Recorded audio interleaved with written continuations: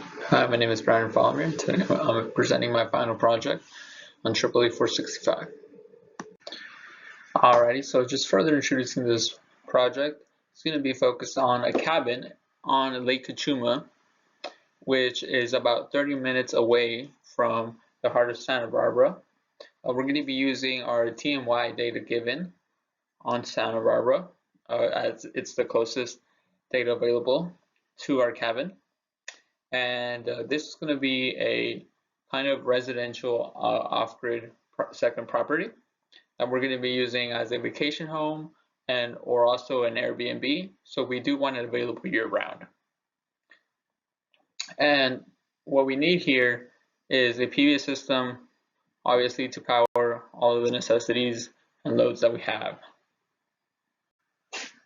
Alrighty, just expanding more a little bit on some of the loads that we might have in this cabin. So we're gonna have a mini fridge. We're gonna have about 4 LED lights.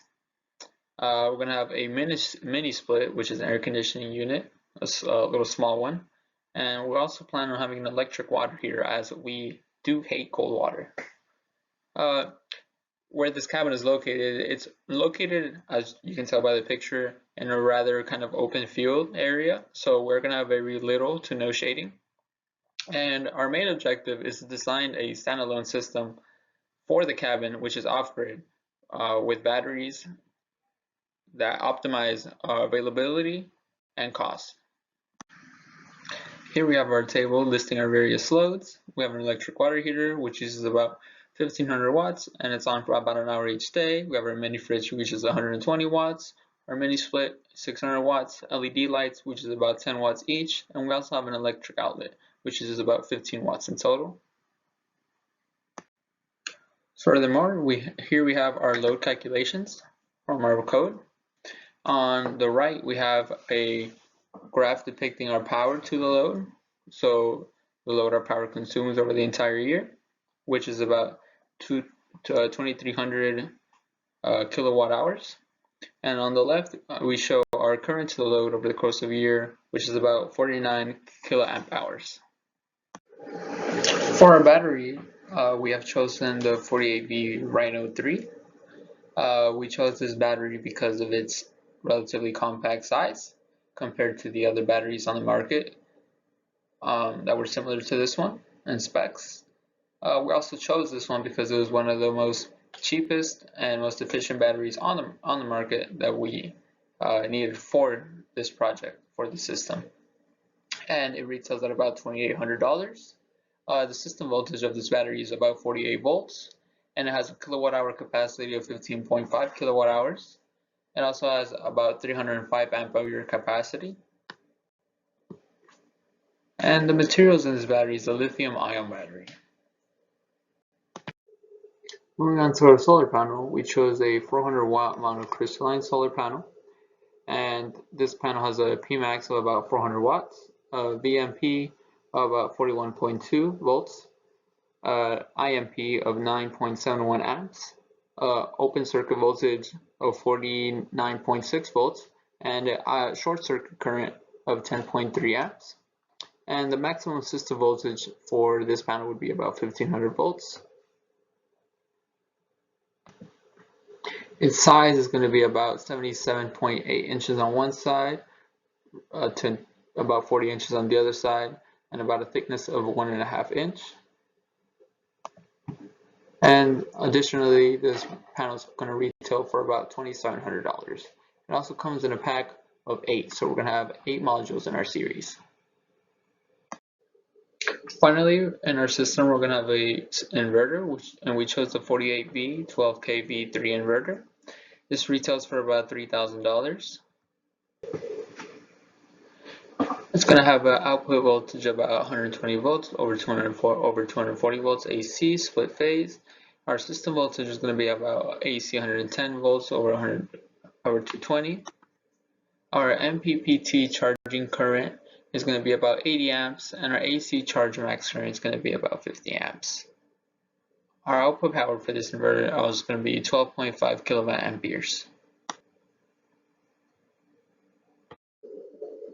Moving on to our results in code, we had a module tilt of 0 degrees and an azimuth of 180. So this modulus was facing south, and I felt that that was where it's going to be most efficient. So for my panel was generating about 3,360 kilowatt hours over the course of the entire year. This is an adequate result as it is greater than our required load, which was shown in previous slides of about 2,300 kilowatt hours. So that was good. And as we can see as well from our graph, our panel was providing consistent power over the course of the year. And then I also included a snippet of my code, which was taken from Mini Project 4 and was amended for this final project. Continuing on, this snippet shows how I calculated the load, which was also taken from Mini Project 4 and was amended for this project. In this project, we had about 5 loads. Additionally, this is the code that we use to calculate our battery state of charge. Again, one of the limiting factors of our battery was that it was limited at about 305 ampere hours, and we had a depth of charge of about 0.2, which is common with lithium-ion batteries. Some of the code was used from Mini Project 4 as well, and then we do have our own amended part included in the bottom, which was used for this project. Here on the right is a graph showing our battery state of charge, and it seems to be our minimum battery state of charge over the entire course of the year was about 52%. So that's the lowest it's ever been, which was adequate, I would say. I would be okay with that. The system was availability was 100%, which was the requirement, of course. So our system is always going to have power. The fraction of use, so there was about 23%, and a fraction of unused is about 77.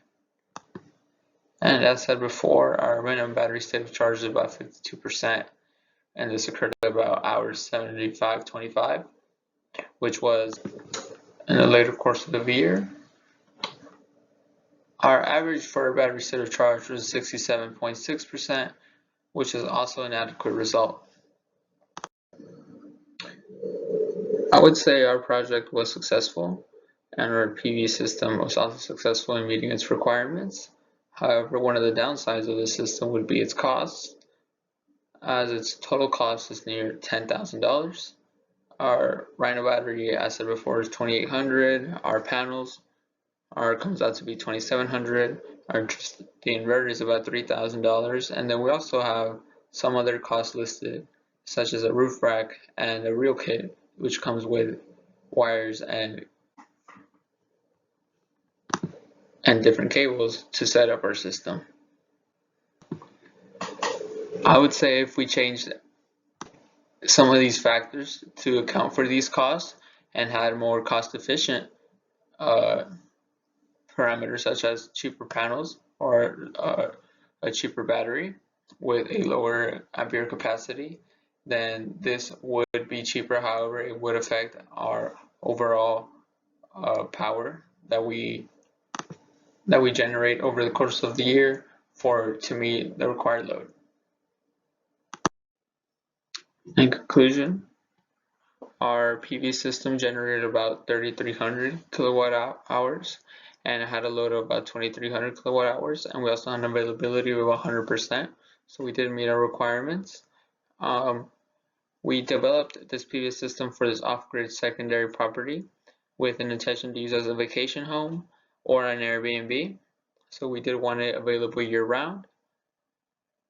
We did want or decide that a PV system was necessary in this case because we felt it was too far away from service providers to be able to establish service with them. And from our results shown in the previous slide, our average battery state of charge was around 70%, which was adequate. thus making this a system sustainable and reasonable, and would make it a good option to supply power to this home. These are various references. Thank you for watching.